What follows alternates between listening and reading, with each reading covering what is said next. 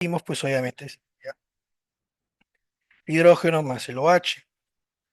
Y segundo la regla, perdón, siguiendo la regla de Arrhenius, nos dice que un ácido va a ser a toda aquella sustancia que va a ceder o a fabricar sus protones de hidrógeno. Y una base va a ser aquella que también va a fabricar sus grupos OH, los hidroxilos. Ay. Entonces, teniendo esto significa que en una solución aquosa, que vendría a ser el término que le dan, significa que va a haber producción de protones, de iones de hidrógeno y de hidroxilo. Siguiendo con Lowry, Lowry nos dice de que un ácido es toda aquella sustancia que va a ceder, toda aquella sustancia que va a ceder estos protones de hidrógeno y una base es aquella que lo va a aceptar. Pero como sabemos, así nosotros tengamos una molécula o una gota de agua, dentro de ellas va a haber muchas moléculas de H2O, H2O. Entonces significa que estos no van a estar solos. Significa que, por ejemplo, aquí va a haber otro, van a haber otros. Entonces, siguiendo la regla que nos dice Lowry, dice que que vendría a ser el ácido, va a ceder. ¿Qué quiere decir? Que va a ir acá, al grupo OH. Y el grupo OH, siguiendo la regla del mismo de Lowry, dice que el OH se va a encargar de recibirlo, de aceptar estos. Con Lewis, Lewis nos da un término diferente, que es el mismo, sino más que todo va para las cargas, respectivamente, que cada uno tiene. Al igual todo esto no va a estar solo. Entonces significa, Lewis nos dice que un ácido va a ser toda aquella sustancia que va a ceder un cambio de cargas, una carga llamada electrofilo. Entonces, ¿qué quiere decir? Que si bien un, un ácido, como las otras dos teorías, dice que nos va a ceder, en este caso, Lewis, siguiendo su mítica idea de regla del octeto, que va a jugar con las cargas. Entonces, ese aquí nos dice que por parte de los ácidos, va a aceptar las cargas, llamada electrofilo. Y el OH, el hidroxilo, dice que es toda aquella que va a ceder estas cargas o que va a compartir su par de electrones. Significa que este amiguito de acá, su carga va a saltar y este aquí lo va a recibir. Por parte del ácido, que va a hacer que va a recibir el par de electrones, se va a llamar electrofilo. Y por parte de la base, se va a llamar nucleófilo. Nucleófilo. Es el término que le dan, para ser más específico. Pero así como tenemos esto, los ácidos también logran ser diferenciados o clasificados por fuertes y débiles. Es sencillo. Por ejemplo, por parte de los ácidos, siguiendo la regla de Arrhenius, un ácido fuerte básicamente es aquella sustancia que tiene mayor capacidad de liberar estos iones de hidrógeno. ¿Qué significa? Que, por ejemplo, no, si un ácido débil, por ejemplo, se le dificulta liberar, bueno, supongamos dándole algo más específico, supongamos que un ácido débil libera simplemente dos hidrogeniones. Entonces, un ácido fuerte, por ende, al ser más fuerte, va a tener una mayor capacidad y supongamos que no libera dos, va a liberar el doble, puede liberar cuatro, puede liberar inclusive 10 teniendo una mayor proporción. Lo mismo sucede con la base. La base también es lo mismo, base fuerte y una base débil. Si Arrhenius nos dice que la base va a ser toda aquella sustancia que va a ceder estos iones de hidrógeno, entonces significa que una base fuerte va a tener una mayor capacidad para aceptar. Significa que puede aceptar este de acá, puede aceptar 10, puede aceptar 20, puede aceptar consecutivamente. Sin embargo, una base débil va a tener un límite determinado para que lo logren entender, un límite determinado se le va a dificultad a aceptar estos. Supongamos que un ácido fuerte tú lo combinas con una base débil, tú tratas de juntarlo. La base débil te puede aceptar unos 3 iones de hidrógeno, pero el restante que sobra, que vendría a ser 7, van a quedar ahí, se le va a dificultar. Ahora, es bien importante entender esto, ¿por qué? Porque dentro de nuestro cuerpo tenemos ácidos, inclusive bases. o sustancias alcalinas, como también le llaman. Uno de los más resaltantes vendría a ser el ácido clorhídrico del estómago, cuya es considerado con un pH de 2 o inclusive de 1 o 5 dependiendo de la nomenclatura que lo veas, que al ser considerado un ácido fuerte, este va a tener una facilidad para romper los enlaces peptídicos de las proteínas, que son enlaces covalentes, que son enlaces fuertes, y nos va a favorecer la absorción. Ahora, para nosotros ya salir del lado del laboratorio, incorporarnos a algo ya fisiológico, como algo más complejo como el sistema de una persona o el ser humano, tenemos que tener algo bien claro que yo lo denomino como leyes. ¿Por qué una ley? Sucede que, como sabemos, pues no, las leyes están escritas por algo. Las leyes se cumplen.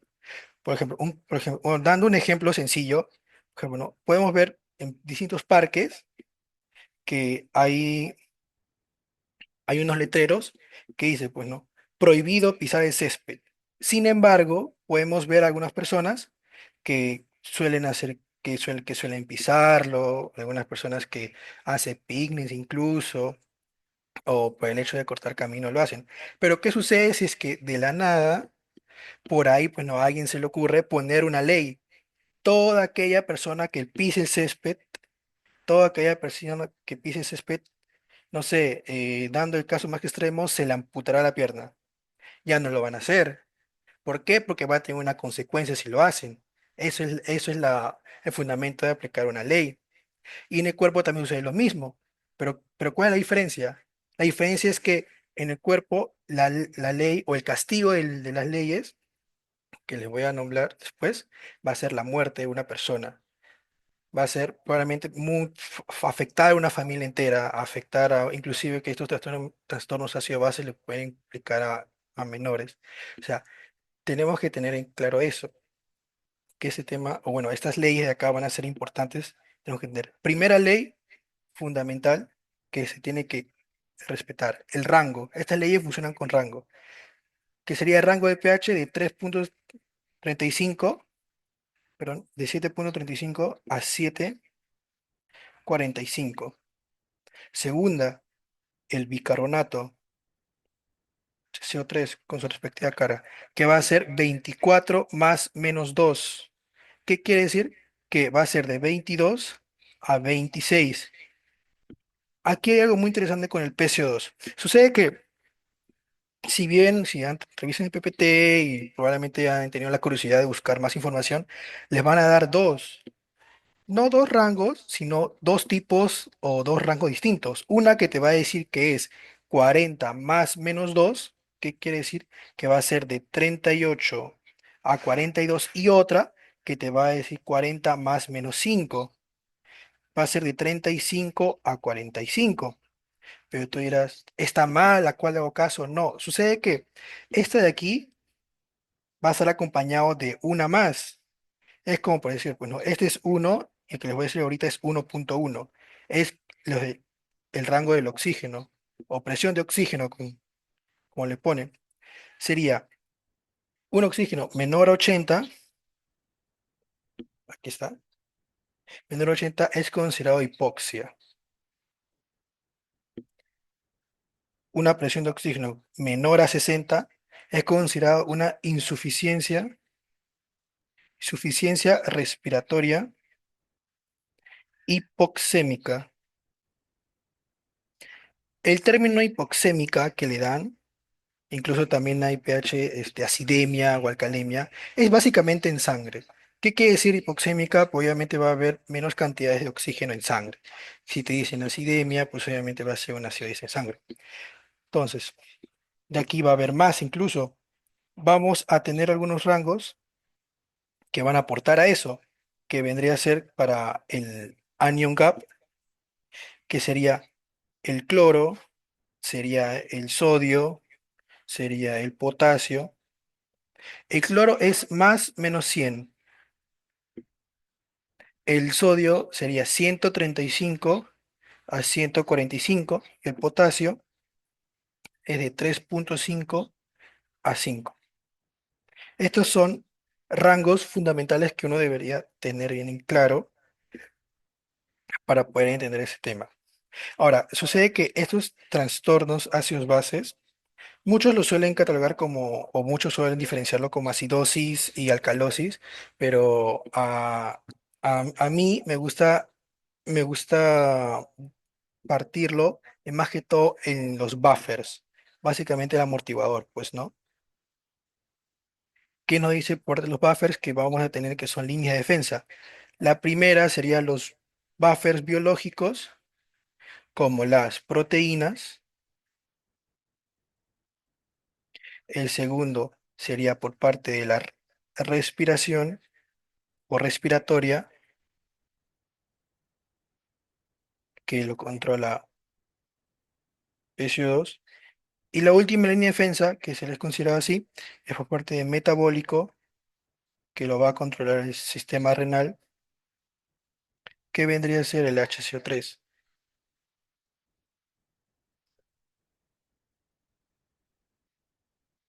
Pero, ¿por qué las proteínas? ¿Por qué las proteínas juegan un rol muy importante acá?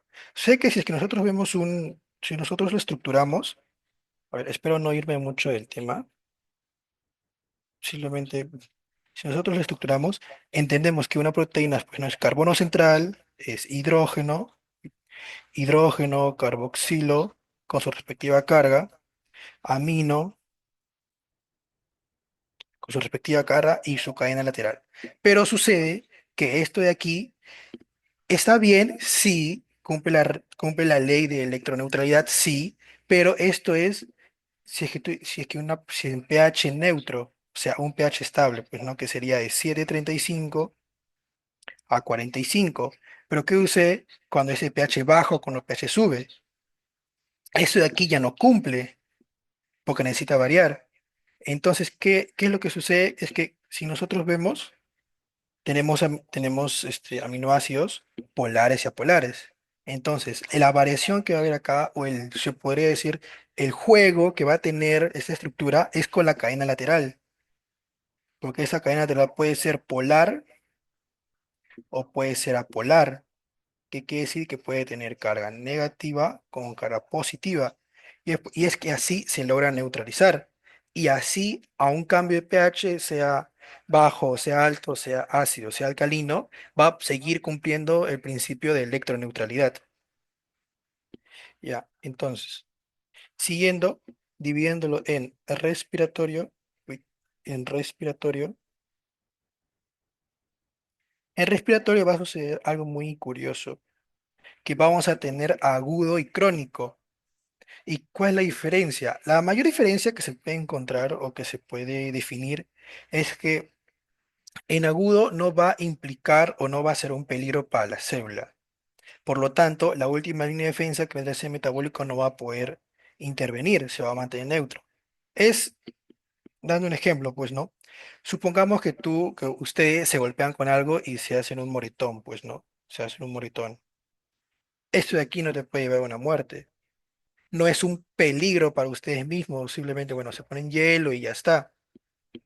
Pero ¿qué sucede si es que, por ejemplo, llevándolo un poco a heridas, tienes una herida abierta? Tienes una herida abierta, supongo, pues, ya afecta la hipodermis, la dermis, pues, ¿no? Esta herida abierta sí es peligrosa, puede infectarse, vas a perder sangre, puedes poner un shock hipovolémico y todo lo demás. Entonces, ese de aquí sí es considerado un peligro, por ende, sí tienes que ir a un hospital, tienes que ir a tratarte, tienes que estar, tienes que ir a atenderte. Esa es la mayor diferencia. Este vendría a ser agudo y este vendría a ser el llamado crónico. Entonces, para iniciar con los agudos, vamos a hacer lo mismo, ¿no? En acidosis respiratoria, pero estamos en agudo, ¿qué va a suceder? Que vamos a encontrar un pH. Vamos a encontrar la variación también del HCO3 y del PCO2. Como es acidosis, significa que el rango va a estar menor. ¿Qué quiere decir? Que el pH va a estar disminuido. Y si el pH normal es de 7,35 a 45, significa que este de aquí lo vamos a encontrar acá. Va a ser menor de 7,35. Por lo tanto, Como estamos en respiratorio y respiratorio lo controla el PCO2, significa que este aquí va a variar. Este de aquí, mírenlo como si fuera un ácido. Y el otro, el HCO3, mírenlo como si fuera una base o un alcalino. Bueno, entonces, si yo tengo mayor concentraciones de PCO2, por ende voy a tener mayores concentraciones de acidez. Entonces, ¿qué significa? Que una acidosis voy a haber incrementado esto. Pero como, pero como la célula está siendo atacada, uno dice, bueno, tengo que intervenir, tengo que amortiguarlo. Pero como es agudo, la célula no lo va a reconocer como un peligro para esto. Entonces, vamos a ver que los niveles del HCO3 por parte de las bases se van a mantener neutros, dentro del mismo rango, que vendría a ser de 22 a 26. Lo mismo sucede con lo de alcalosis.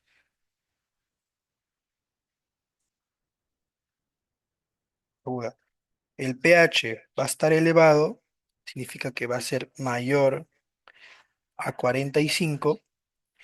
PCO2, si es el ácido y estoy en alcalosis, por ende voy a tener menos concentraciones de acidez o menos concentraciones de PCO2.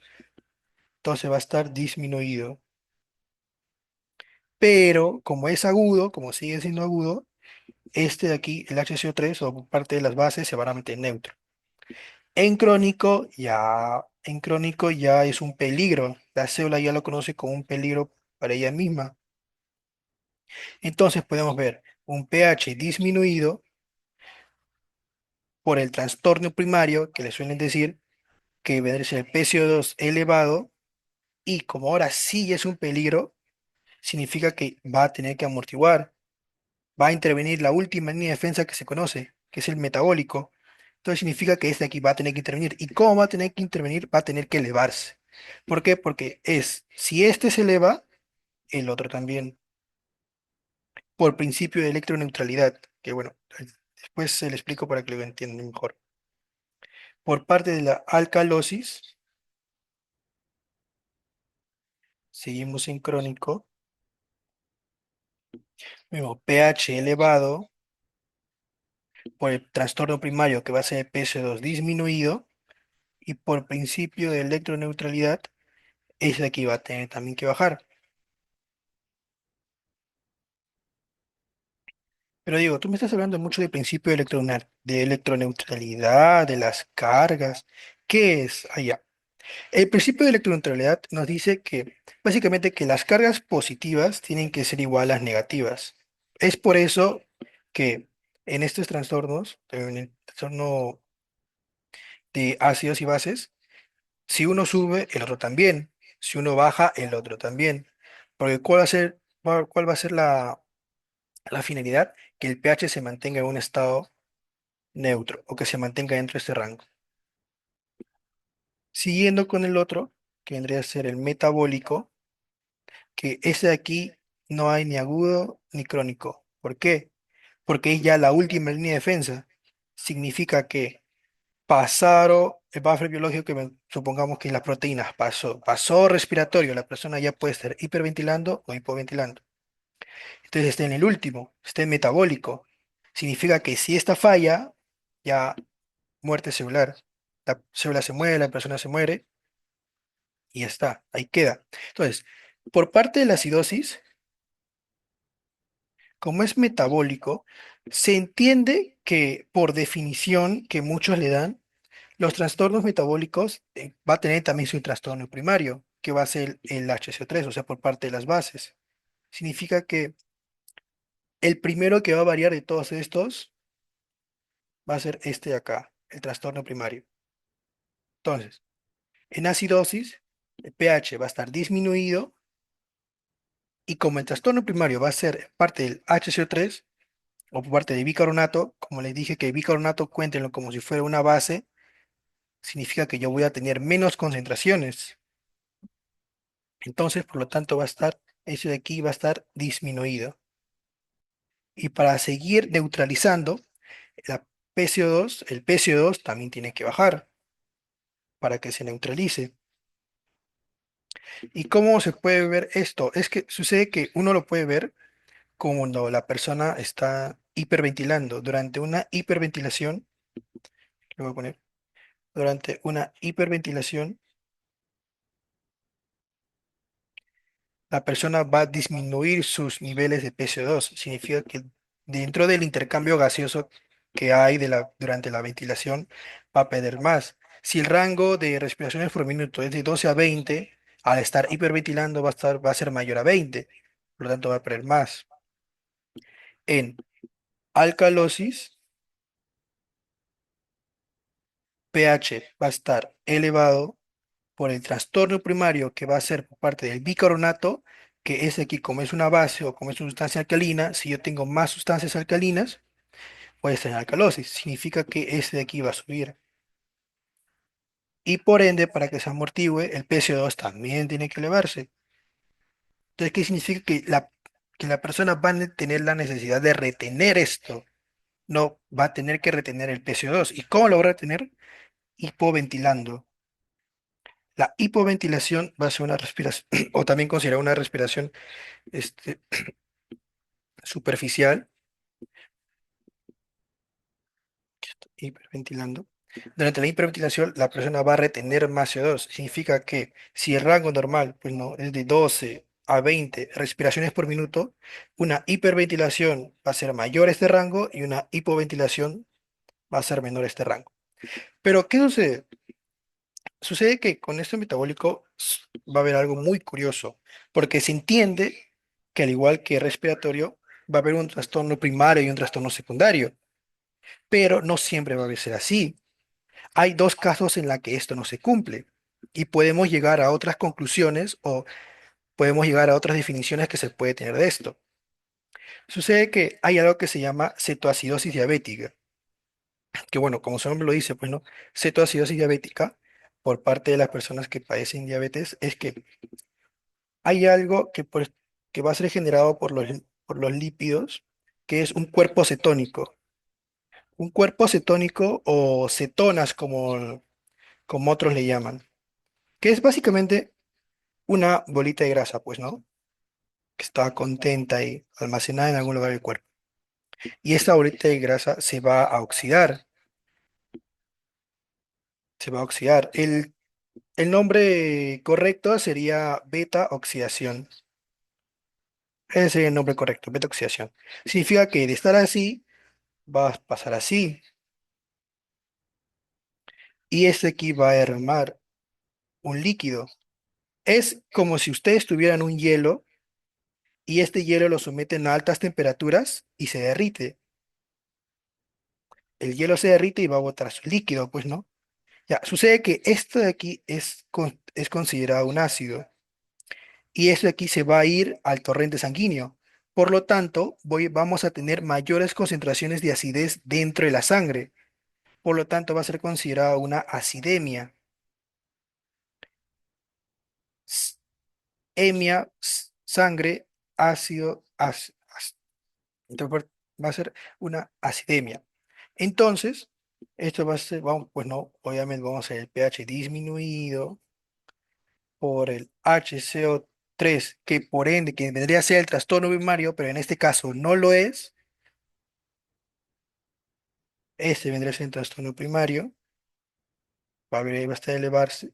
Este de aquí, supongo que se mantiene neutro. Pero puede ser muy confuso, pero mira, bien, llevándolo a una escala, usando un poquito de matemática. Ten en cuenta que este es el rango normal y este es pues ácido, pues este de aquí es 20, este de aquí es 1. Y si nosotros esto lo intersectamos, está dentro del rango, significa que choca acá. Esto de aquí es ácido y esto de aquí es alcalino. Pero ¿qué sucede si es que yo le doy mayores concentraciones de acidez por parte de, por ejemplo, un cuerpo cetónico y una cetoacidosis diabética? Porque en este caso el trastorno primario va a ser por parte de los ácidos. Significa que ya no voy a tener 20. Supongamos que tengo 30, por no ir tan lejos. Pero, no, pero el alcalino, los niveles de bases se mantienen iguales. Significa que sigue siendo uno.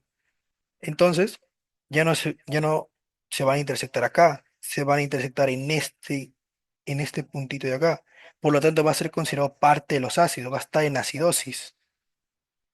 Y sucede lo mismo por el otro, por el otro tipo de acidosis metabólica que vendría a ser una acidosis láctica. Esto parte de la glucólisis más que todo anaeróbica. Esta glucólisis anaeróbica, como su mismo nombre lo dice, pues nos va a carecer de oxígeno. Uy, va a carecer de oxígeno. Si nosotros seguimos vamos a decirlo, el movimiento normal de la glucólisis o todo el recorrido que tiene, pues no, que sería glucosa, pues no, está, glucosa, glucólisis, glucólisis, no sé por qué se llama esto, glucólisis, piruvato, esto de aquí va a ser dentro del citoplasma, luego sale la mitocondria, entra a ser acetil-CoA, el piruvato pasa a ser acetil-CoA por la PDC, perdón, que es bueno, piruvato deshidrogenasa complejo, y esto de aquí, pues no, ya luego ciclo de Krebs y luego forma ATP. Pero es en algo normal, una glucólisis aeróbica. Pero como estamos en la anaeróbica, no va a ser este recorrido, significa que se va a detener acá. Dentro de la glucólisis va a intervenir unas ciertas reacciones enzimáticas que funcionan o tienen como regla principal, pues no, tener oxígeno. Pero al carecer de ese oxígeno, ya no van a intervenir. Por lo tanto, va a intervenir el lactato deshidrogenasa.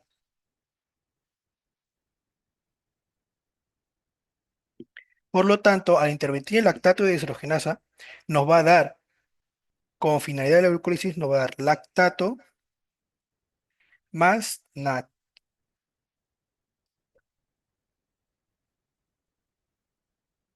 Este NAT de aquí le va a permitir mantenerse estable la glucólisis, porque la glucólisis, bueno, para términos más sencillos, es como algo anormal, algo anormal que no logra ser estable.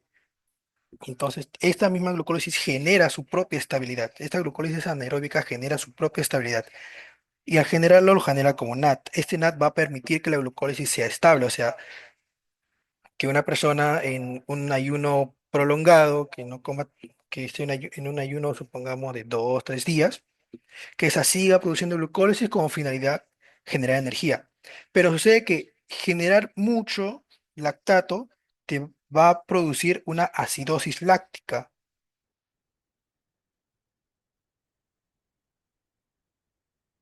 Y otra vez, esta acidosis láctica, como su mismo nombre lo dice, acidosis, ácido. El trastorno primario va a ser el ácido. No va a ser por parte de las bases o por parte de bicarbonato como se suele entender este tipo de trastorno metabólico.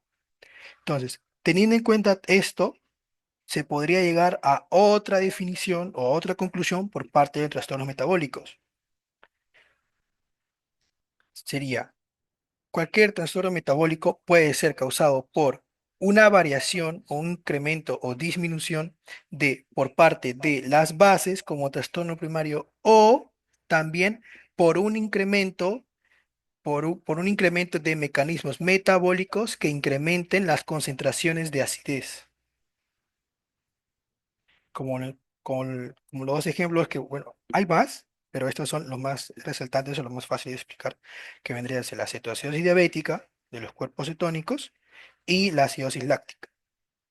Pero asimismo, también vamos a tener otro, que esto de aquí ya es importante, que es el anion gap. Ah, por si acaso, seguimos en acidosis. Este de aquí es acidosis metabólica. El anion gap nos habla de que es básicamente una brecha iónica, o sea, los cationes medibles menos los iones medibles, donde estos van a cumplir o tienen la necesidad de cumplir el principio de electroneutralidad. como ya les dije en un momento, el principio de electronidad es que las cargas positivas y negativas sean iguales. Por parte de anion gap, no es que tengamos dos, pero vamos a tener dos distintas nomenclaturas. Una, donde va a ser sodio más potasio menos cloro más bicarbonato. Pero, como ya les dije, los niveles de potasio son bajos, son de 3,5 a 5. Y al ser unos niveles muy bajos, no se suele contar o no suele ser relevante para el anion gap. Y de aquí parte otra operación o otra ecuación, como le quieren llamar, que sería el sodio, esta vez sin contar al potasio, y dentro de aquí vamos a tener dos. ¿Por qué? Vamos a tener uno que va a ser, por ejemplo, ¿no? El bicarbonato disminuye, y para que se mantenga el principio de electroneutralidad, el cloro tiene que aumentarse.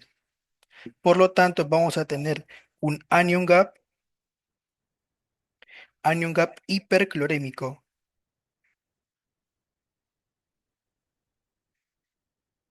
Es uno. Pero el segundo es un anion gap elevado. Ahora, eso de aquí también tiene un rango. Por parte del primero, este rango va a variar. ¿Por qué? Porque al contar el potasio, significa que el rango va a aumentar. Si el rango normal de la operación normal que se conoce general es de 8 a 12, si contamos nosotros el potasio, el nuevo rango que nos va a dar va a ser de 12 a 16, donde un anion gap elevado o un rango elevado va a ser considerado una acidosis, y un, uy, y un y menos de este rango va a ser considerado una alcalosis. Ya. Hasta ahí, hasta ahí viene a ser la parte teórica.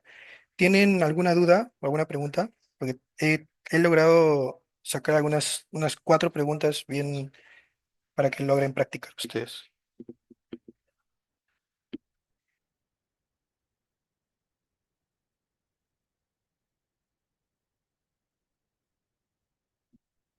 ¿Alguna duda tienen, chicos? ¿O está todo claro?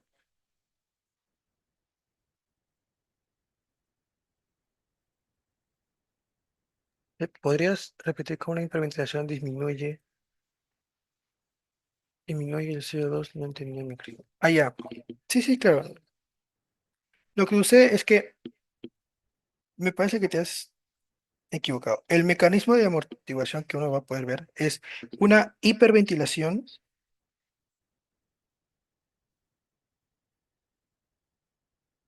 Como su mismo nombre lo dice, pues no, hiper, que decir más. Ventilación significa que va a ser mayor de rango. Si el rango normal es de 12 a 20 respiraciones por minuto, significa que una hiperventilación va a estar acá. Por lo tanto, la persona va a botar más CO2. Imagínate, Iván, que una persona esté agitada. Una persona agitada y sus respiraciones van a ser mayores, inclusive van a ser rápidas. Entonces, por lo tanto, a la persona estar hiperventilando, va a botar más CO2. Por ende, el CO2 va a disminuir. Y este sería una compensación.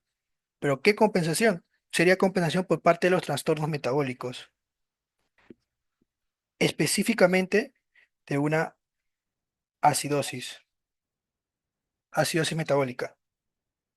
Por parte de la hipoventilación, que es el otro también mecanismo de amortiguación, hipo bajo, pues no. Significa que si las respiraciones son uy,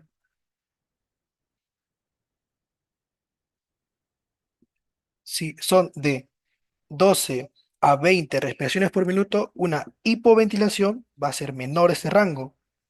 Es como, por ejemplo, ¿no? Cuando uno está tranquilo, sentado en su casa, bueno, relajado, uno respira, pues,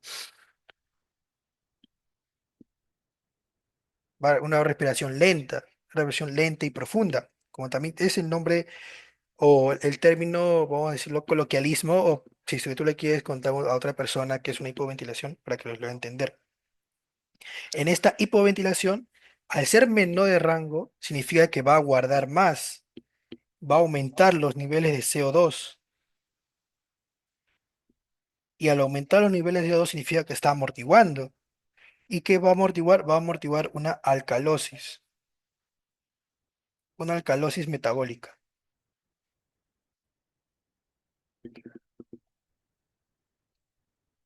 Gracias, yo me quedo acá. Ya, ya. Bien, gracias por participar. ¿Alguna otra duda que tengan? O tal vez no les quedó claro el anion gap o la acidosis láctica o la glucólisis anaeróbica por ahí. Tengo algunas, he logrado sacar algunos, bueno, no fijas, pero sí unas preguntas que tienen que podrían preguntar, pues, ¿no? Para el examen final.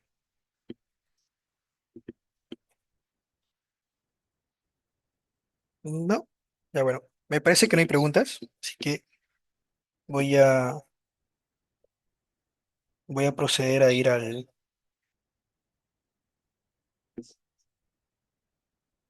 preguntas.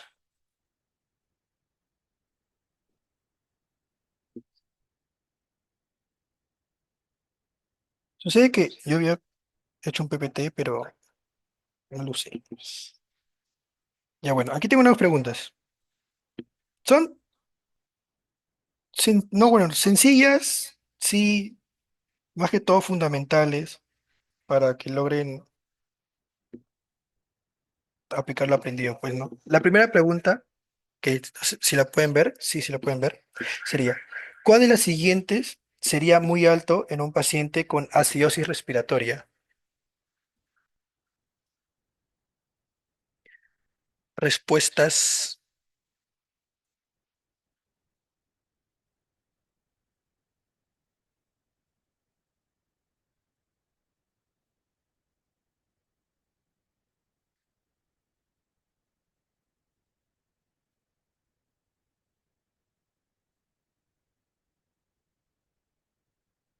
vamos chicos, vamos, si pueden, si pueden.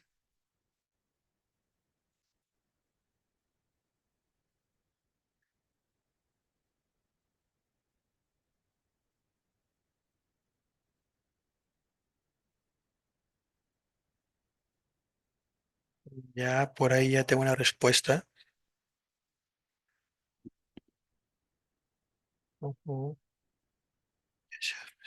Muy bien, está bien, así de sencillo.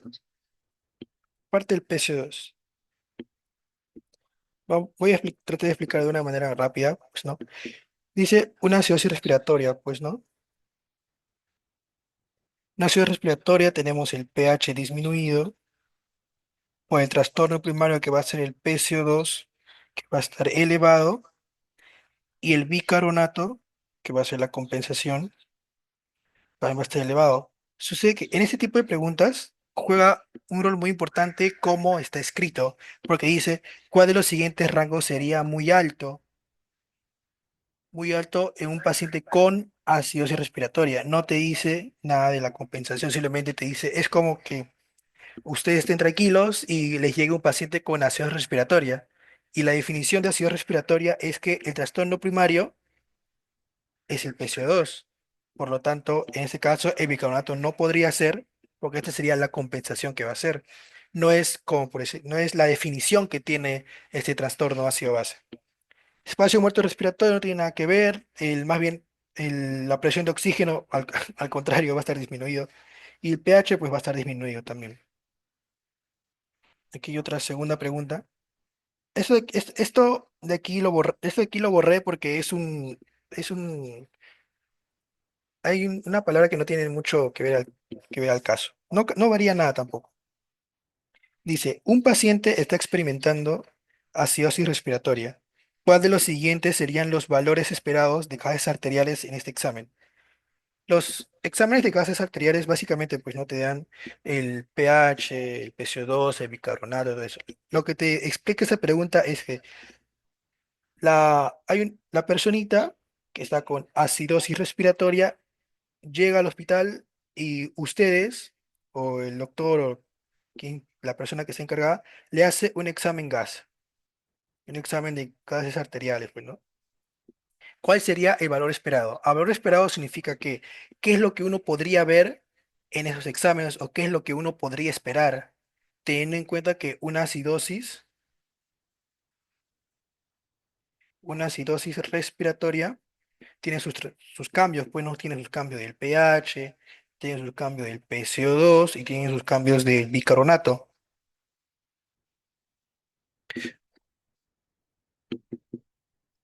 Ya por ahí tengo una respuesta.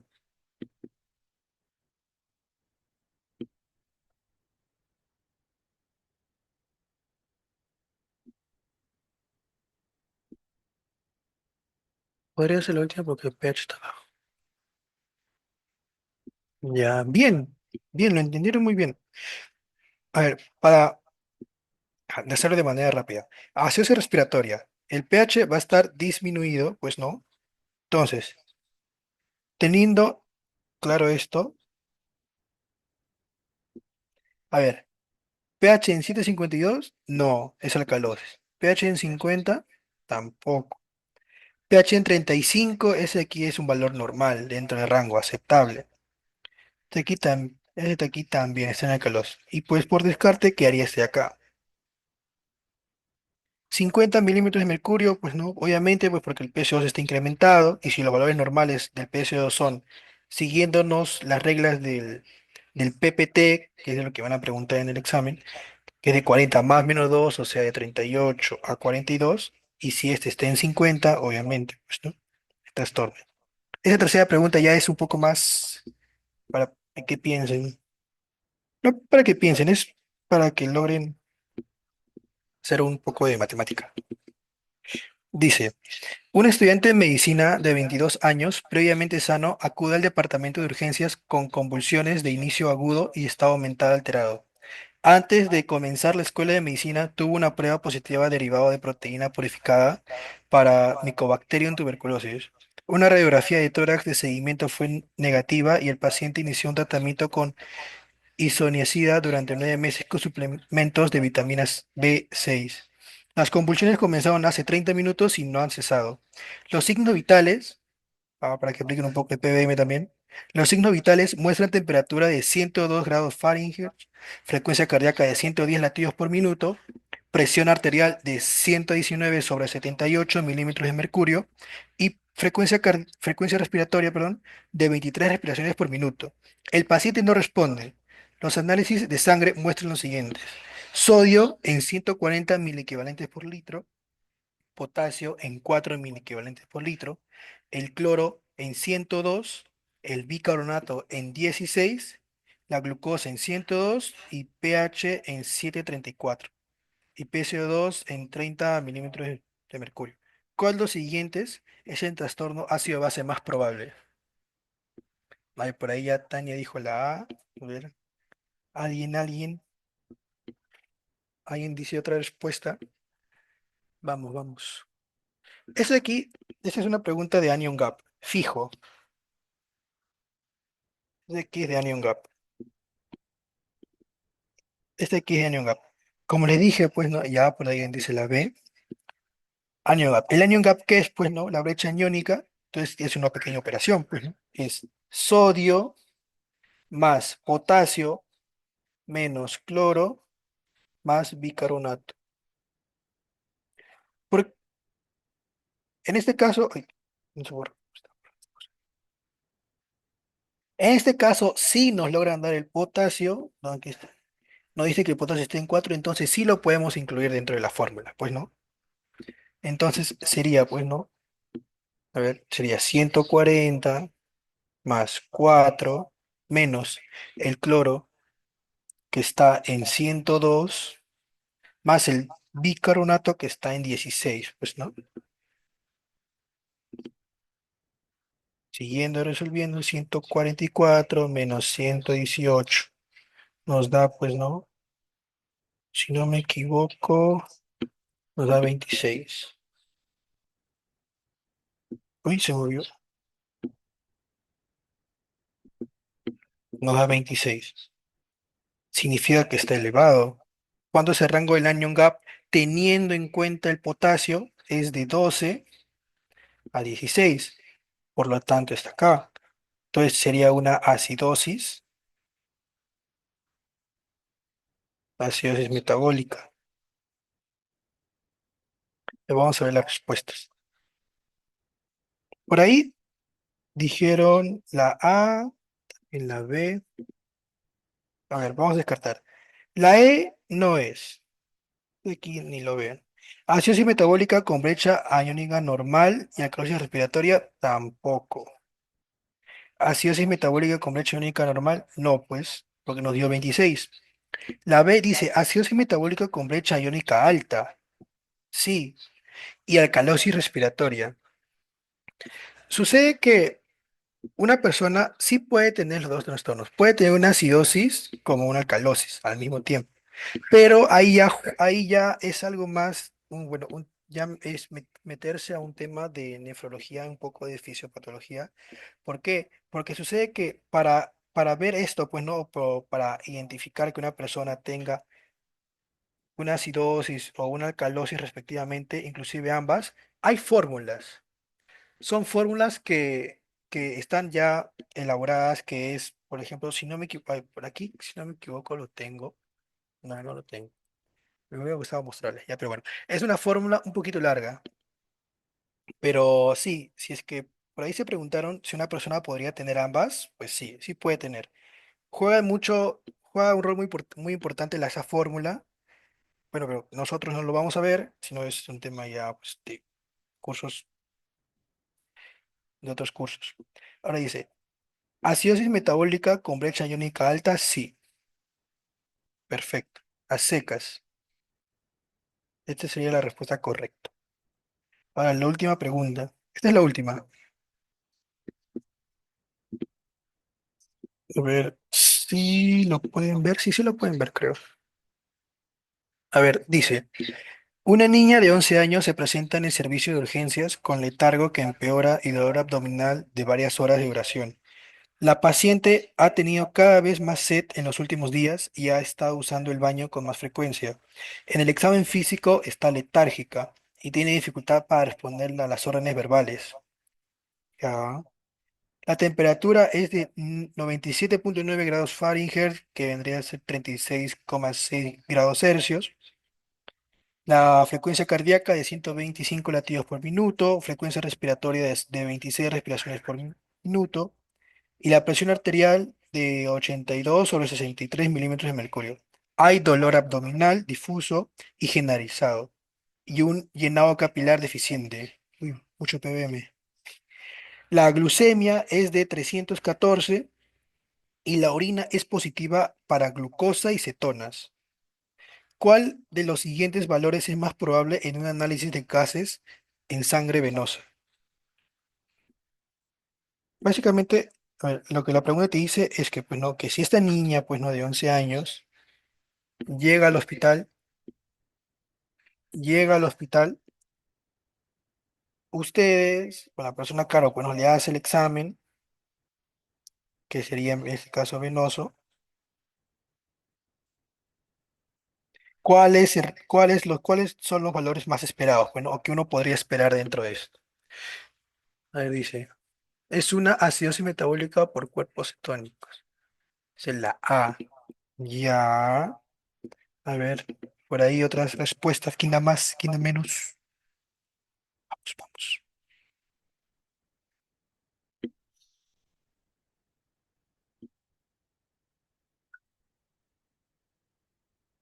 A ver, vamos a darle un minuto más y después lo resuelvo. La A. Ya, ya. Me parece bien. Pensé que sí lo entendieron. Ya bueno, aquí en estas preguntas, es preguntas así que, bueno, puede al inicio también, pues, al ver estas preguntas también sinceramente me da un poco de miedo, pero, ajá. Pero en esas preguntas de acá hay, se puede decir, palabras claves, como les suelen decir, bueno, palabras claves. Dentro de estas preguntas la escritura juega un rol muy importante. La palabra clave, ¿cuál es? Este de acá, cetonas. Cetonas es lo mismo que digas, pues no, cuerpos cetónicos. Y al decirte positivo, orina es positivo para glucosa y cetona, significa que la niña en este caso, o los cuerpos cetónicos de esta niña se están oxidando, pero se están degradando. ¿Y qué habíamos dicho de los cuerpos cetónicos? Dando el ejemplo del hielo, pues, ¿no? Que estos de aquí se van a oxidar, pues, ¿no? Se van a oxidar y el líquido que botan o esa acidez que tienen se van a ir dentro del torrente sanguíneo. Por lo tanto, voy a tener mayores concentraciones de acidez dentro de la sangre. Esta será acidemia,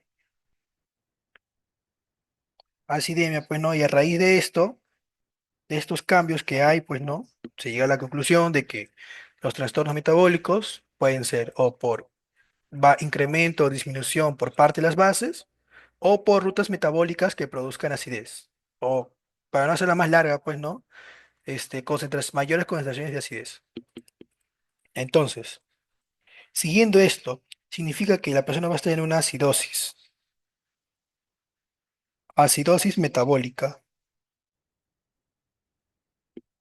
Este es el nombre general.